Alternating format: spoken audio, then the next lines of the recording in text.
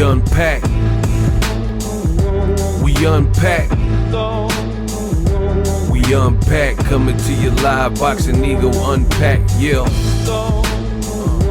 We unpack. We unpack. We unpack. Coming to you live. The outrage is real. Fans are sounding off after they found out through BOXINGEGO that the Shakur Stevenson, Edgar Berlanga doubleheader in New York pay-per-view price has been released, and they weren't happy. We'll just leave it at that. So in this video, I will let you know the price. Stay tuned to the end of the video and give my thoughts on the price point for the pay-per-view. Now, I want to start off by saying I actually don't mind the fights. Edgar Berlanga, Hamza Shiraz, that's a cool fight. Shakur Stevenson, William Zepeda, that's a cool fight. David Morrell Jr. is on the card. I want to see how he looks after his first ever loss to David Benavidez. And it should be good in terms of the fights that are on here. However, the fans do not like the price point. And people are asking, like, who approved this? Why is the price point what it is? Is it even worth it? So I'm going to break down why the fans are upset. So let's get into the price point. The price point per DAZN's website for this pay-per-view is $60. To be exact, $59.99 pay-per-view, right? Now, the first things first, DAZN already has like a weird setup, if I'm being honest. Whereas, like, if you, let's say you wanted Gervonta Tank Davis, his pay-per-view versus Frank Martin on Amazon Prime. All you do is, most people in America have Amazon Prime. You go to Amazon Prime and you open it up, see Tank Davis versus Frank Martin pay-per-view, you order it, and it's a once and done. Very simple, very clean. And as a consumer, I tend to like that. I like simple. I like clean. There's a military acronym, KISS. Keep it simple, stupid. DAZN, they have a lot of hidden fees and read the small print, all that type of stuff, where you don't know fully what you're getting at. Like, you have to... It's different. They have a subscription model, and then they try to lock you into a contract if they're not doing a free trial, right? So that means you're getting charged whatever it is, $24.99 a month, right? You're paying for the subscription unless they have some kind of special, and every month until you cancel, you're paying $24.99. And then on top of that, you have to pay the $60 for a Shakur Stevenson fight, which is kind of weird. And then on top of that, they have some of them where you can't even do a month by month. You have to like commit to them for 3 months or 6 months or whatever it is. So I'm not telling you how to spend your money, but I will say you need to read the fine print when it comes to DAZN, because I think that's part of how they get down, right? They're not really transparent. And I prefer companies that are transparent with its consumer. Like, you shouldn't have to trick somebody to get their money. You should provide value propositions and, you know, reasons for people to want to pay you, as opposed to like, you got to like do some backhanded, read the small print stuff to get it. So Shakur Stevenson, brilliant technician, but the fans haven't always been entertained by his fights. That's why I think they put Hamza Shiraz versus Berlanga as the main event, because Turkey has come out and pretty much outcasted from at least his cards, Ring and Riyadh season cards, Tom and Jerry fight, right? He's like, I don't want that over here. So if I'm paying this type of money, then do as I say, basically. So it has created almost a weird energy from from the boxing fans, I've already told you my opinion on that. To me, it's stupid because I really don't feel that you can control how a fighter fights. A coach can't even control how the fighter fights. I've seen so many times where the coach is like, do this, work behind the jab, 3 jabs in a row, triple the jab, and then the fighter don't listen. So Turkey or the money man who's not taking punches, right? It don't matter what they're saying. You can say whatever, but let's see if the people do it.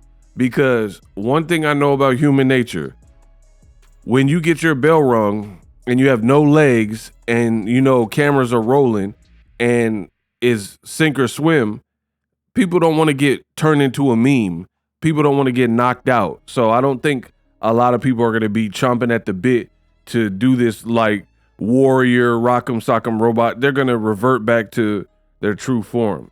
You can give people all the advice beforehand of what your expectation is, but if the fighter is a quote runner or somebody who needs the movement, if they get in there and there's real smoke and they see that the opponent is barely missing or hitting harder once they feel the power and they're getting hit with shots and they're like, man, this dude hits harder than I imagined, then it's going to be hard to get them off their bike, period. So I think Turkey introducing it and putting so much precedence, it just looked kind of goofy, to be honest.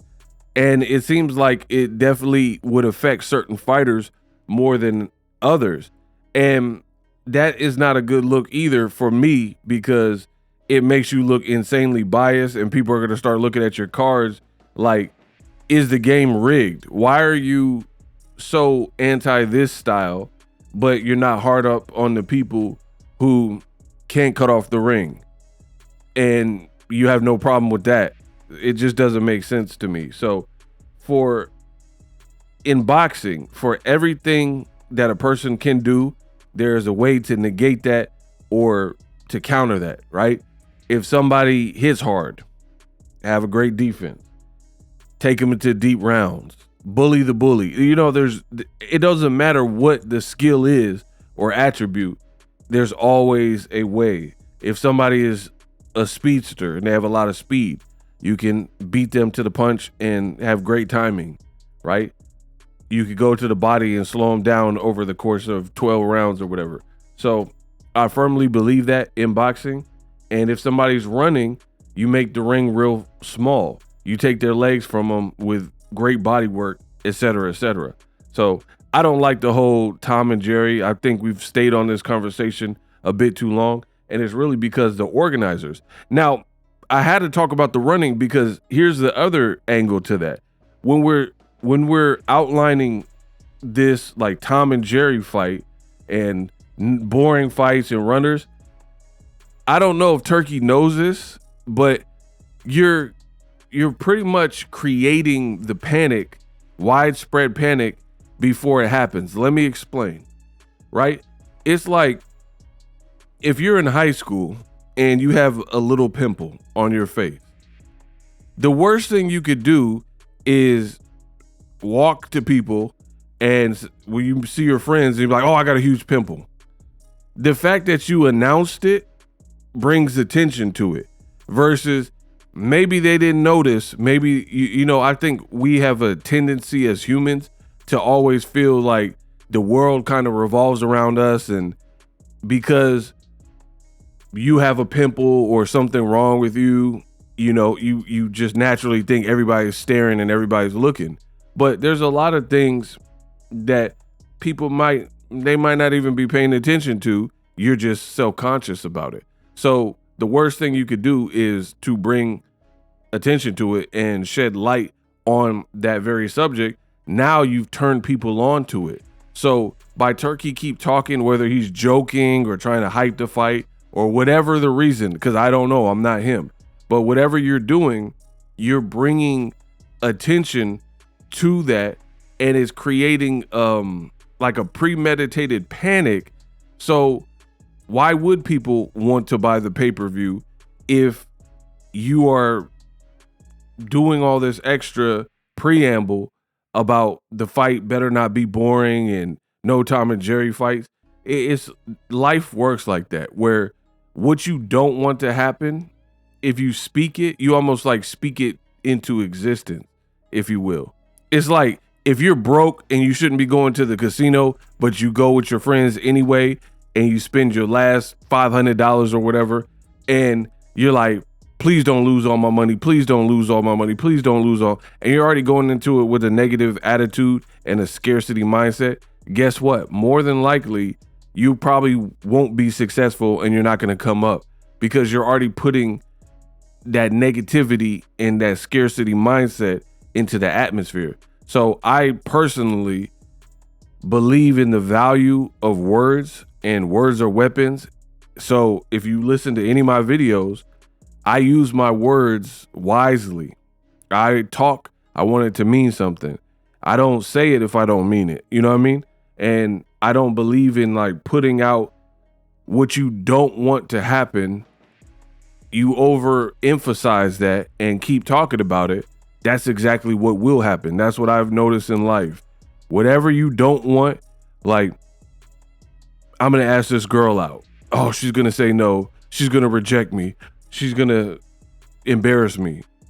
If you go into it with that type of negativity and that insecurity, guaranteed more often than not, you're not setting yourself up for success. And there's a great chance that you do get rejected and your worst fears are realized. So the fact that Turkey keeps talking about the running and then now tickets aren't selling. I've already made a video about that. Shakur versus Berlanga is $60 price point. That looked crazy. And then you look crazy by keep mentioning like shrinking rings and all that. I don't know if this is serious, if he's going to do it or not, but just the fact that you're putting it out there, because you have to understand in our today's society with the internet, somebody might come to Boxing Ego for the news and catch the post I put where Turkey says, we're going to have a ring that shrinks round by round, right? So they seen that post or they seen Turkey's tweet, right? Where it happened. They have jobs, they have kids, they have other things to focus on. They have crafts and hobbies, pastimes, play a sport, go to church, whatever. You might not see the follow-up that says, hey, we're not doing a shrinking ring. So again, that's why it's kind of weird that Turkey put some of this stuff out like, oh, we're going to have a shrinking ring. Whether you think it's funny or not, some people are going to take it at face value and be like, man, this is what it is. And they might not get the memo or the update. Oh, he was just joking. Oh, they're not really doing a shrinking ring. And then now you're expecting people to buy tickets and or the pay-per-view, and it looks like it's flopping from that aspect. The other big issue here is Turkey came in the game making a lot of promises, and he gassed the fans up, gaslit the fans. You guys bought it. A lot of you guys were like, oh, Turkey's saving boxing. Oh, he's doing everything that fans want. And it's almost like pimping. I'm from the Bay, home of the pimps, players, and hustlers, man. You feel me, man? And we call it selling somebody a dream. Like somebody selling you a dream. You be pillow talking with a girl. You be all up in her ear, telling her what she wants to hear. Then you smack, and then you throw up the two fingers. You out. You know what I mean? Like, it's like pillow talking, selling somebody a dream. You tell them everything you need to tell them to get what you want, and then you get what you want, and then you had no intentions of fulfilling what you said, right? And that's kind of what Turkey did. He pillow talked boxing fans, and y'all believed it. He was like, oh yeah, I want boxing to bridge the gap and make all the fights and bridge the gap of promoters not working together. But then throughout his career, Turkey, and it's not been a long career. It's not like he's been in the game of boxing 20 years plus like Bob Arum or something. He's already said that Dimitri Bivol pretty much can't fight his mandatory David Benavidez because he wants to do the fight with Better Biev and Bivol trilogy. And then now we find out that the fight was supposed to happen like maybe October of this year. Now we find out it's not even happening this year. And Dimitri Bivol, I think he got ordered to fight somebody, a mandatory that nobody wants to see. So we don't have a date for Better Be of Bevo Trilogy. Benavidez could have gotten his shot already at Bevo, or at least had it scheduled, but then Turkey got in the way of that. Turkey also put out he don't want to work with certain people like Tim Zhu, and the list goes on and on. But one thing he said was that he wanted pay-per-views to be more affordable, and he's bringing pay-per-views back to the masses at a reasonable price. He said $20. His pay-per-views were going to be no more than $20, but then it sounded like pillow talking, because on DAZN's website, you got to get a subscription, and then this Berlanga Shakur card in America happens to be 60 bones. It's $60. You see what I'm saying? And what's even weirder is he's doing a fight card with Brian Norman and Devin Haney, and you have the main event is David Benavidez, Anthony Yarde. That one is a cheaper pay-per-view. I guess because it's in Saudi, and then the one in America he's trying to high charge, but it's just, you're not being congruent with what you said. Canelo Crawford is probably not going to be the $20 price point. This Shakur Berlanga. And the other thing is, at least Canelo Crawford, you know, Canelo has all of his fights have pretty much been on pay-per-view. So cool, we'll give that a pass, right? Crawford been on pay-per-view a couple times. We'll give that a pass, you know, as, okay, that's rightful for pay-per-view. But Berlanga and Shakur, I feel like they're good fighters, but they're not as big as they say they are in terms of star power. They're not like Gervonta Davis or Canelo-sized names. So to put them on pay-per-view, But let me know what you think. Is this card worth $59.99? Are you buying it? Drop me a comment. Or are you skipping it entirely, waiting for the highlights? Y'all drop your thoughts in the comment section. Like if you agree that the pricing is wild, especially when Turkey said he's moving towards a $20 price point. Subscribe for more breakdowns like this, where I educate you and give you the boxing news you want, unpacked style. And if you want to stream like a pro, use my link in the description to get StreamYard. I also have some affiliate links for other brands that I work with. If you're trying to grow on YouTube, check out vidIQ or TubeBuddy. We got the different affiliate links in the description. Check those out. And subscribe to my YouTube Shorts channel. That is also in the description. Boxing Ego Shorts. Type that in and go follow that immediately. We unpacked. Live streaming can be tough, which is why I use StreamYard. Click the link in the description for StreamYard, which is an awesome tool that enables you to set up your stream with ease of use. Get great results with live streaming. It's what I use. Stream to social media with ease with StreamYard. Live streaming is here to stay. Engage with your audience using StreamYard. Great way to reach out to your audience and connect. So you need a tool that can do that.